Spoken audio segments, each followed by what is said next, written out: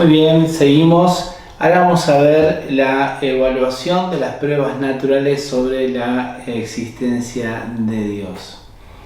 La teología propia pretende fundamentar el conocimiento de la existencia de Dios en la Biblia y relegar cualquier otra prueba al respecto a un plano secundario, subordinado a la evaluación de las Escrituras. Aún así, Dios se ha revelado de manera universal, aparte de las Escrituras, a través de medios no verbales como la naturaleza, la conciencia y la historia.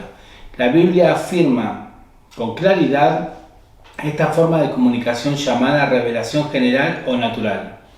Sin embargo, el conocimiento de la revelación natural de Dios nunca debe considerarse independiente de las Escrituras, puesto que la Biblia muestra que, abandonando a su pensamiento, el hombre corromperá la revelación de Dios en la naturaleza.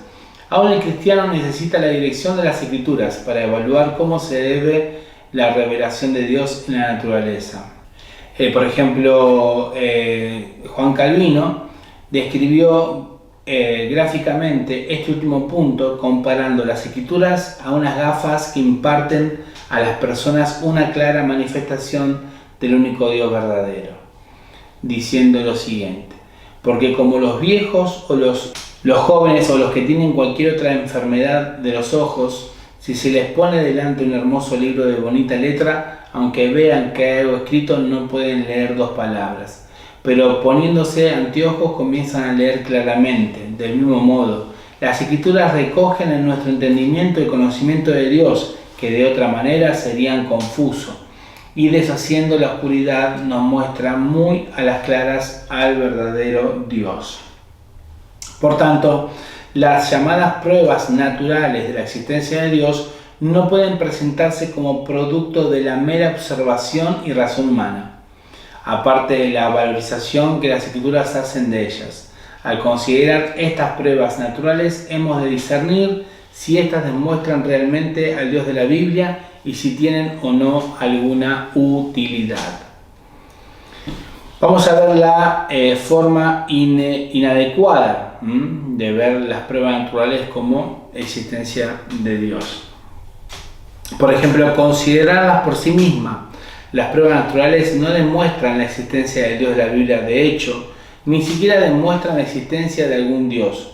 Los cristianos debemos esperar que estas pruebas no demuestren la existencia del Dios único verdadero, puesto que al menos algunas de ellas proceden de filósofos paganos como por ejemplo Platón. Vamos a ver el argumento ontológico.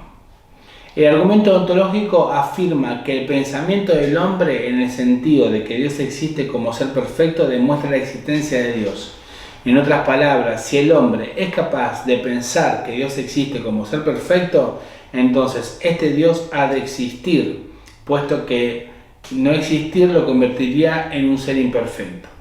Los cristianos deben tener en cuenta que el filósofo griego Platón sostenía una variante de este argumento, aunque concluía que éste apuntaba a muchas formas personales, no a un solo Dios. Platón sostenía que los conceptos humanos de cosas perfectas no pueden derivarse de cosas de este mundo imperfecto. Por tanto, estos conceptos proceden de cosas reales del trascendente mundo de las formas. La forma cristiana clásica del argumento ontológico la presentó Anselmo de Canterbury en sus obras, por ejemplo, Monologian y Proslogian. Anselmo defendía que podemos concebir algo absolutamente perfecto, algo de lo cual no pueda pensarse nada mayor. O sea, como que en el pensamiento propio del ser humano puede escaparse la idea de que hay un ser perfecto que esté por encima de todo y que no haya nada superior a él. Vamos a ver el argumento cosmológico. Otra prueba natural es el argumento que postula una causa última de todo a partir de lo creado. Tomás de Aquino articuló este argumento en sus primeras vía y segunda vía y tercera vía para demostrar la existencia de Dios. Como enseñaba Tomás de Aquino, no puede haber una infinita secuencia de causas, por lo que debe existir un primer motor inmóvil. Primera vía, una primera causa. Una segunda vía, un ser original y absolutamente necesario, capaz de producir todas las cosas creadas. tercera vía, y esta causa primera es Dios. No obstante, puesto que el filósofo musulmán Al-Ghazali, que es del año 1058, utilizó una variante del argumento cosmológico para demostrar la existencia de Alá, hemos de utilizarla con cautela. También el filósofo no evangélico de la Ilustración, Wilhelm von Leibniz, sostuvo posteriormente este argumento.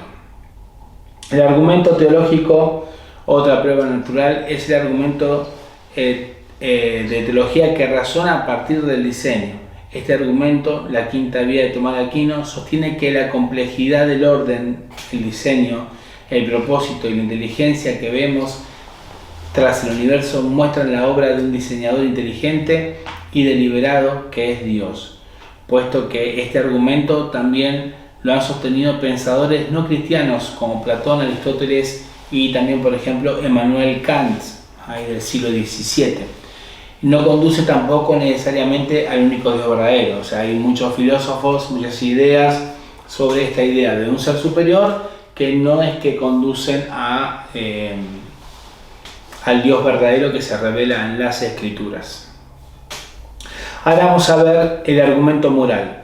El argumento moral propone que los fenómenos éticos que apreciamos en el hombre, por ejemplo, la conciencia, la recompensa, el castigo, valores morales y el temor a la muerte y lo que hablábamos hace un ratito, hablan de un ser moral que creó y sostiene el orden moral del mundo. La cuarta vía de Tomás de Aquino, que a partir de la gradación de los seres llega finalmente a un ser perfecto que es su causa, muestra una variante del argumento moral.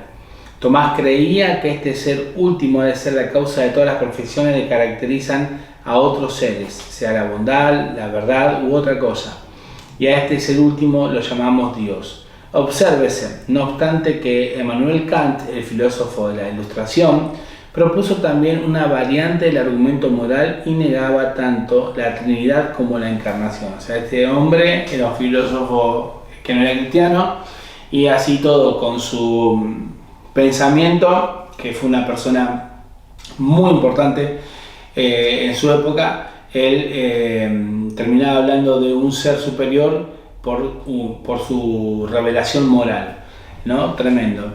Y así todo no sostenía que Dios, la Trinidad, tampoco el tema de la encarnación. Pero él se basaba en este argumento del ser creador, el argumento de su moral.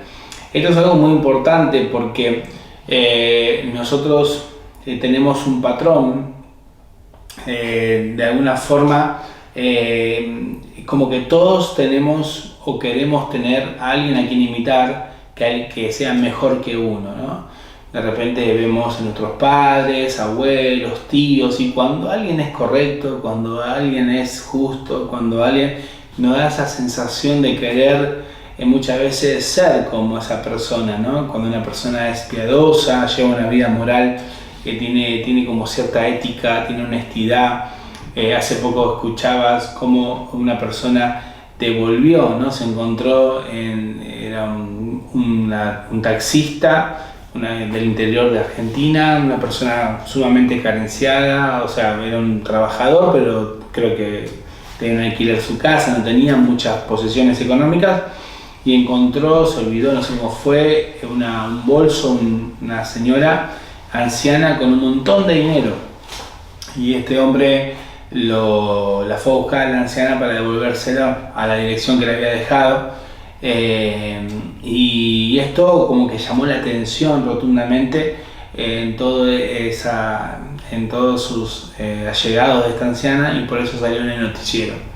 Entonces, cuando vemos estas actitudes de buen comportamiento, de tener una vida transparente, de ser una persona honesta, una persona justa, equitativa, correcta, ya es como que vemos que es un patrón que queremos llegar a eso, ¿no? Muchos de nosotros estamos en ese camino. Y eso se desprende de la revelación moral de Dios, ¿no? De que Dios es un ser moral y también plasmó en la creación del ser humano también su moral. Vamos a ver ahora vamos a ver los nombres de Dios. Vamos a ver cómo Dios se revela en el próximo bloque por medio de sus nombres.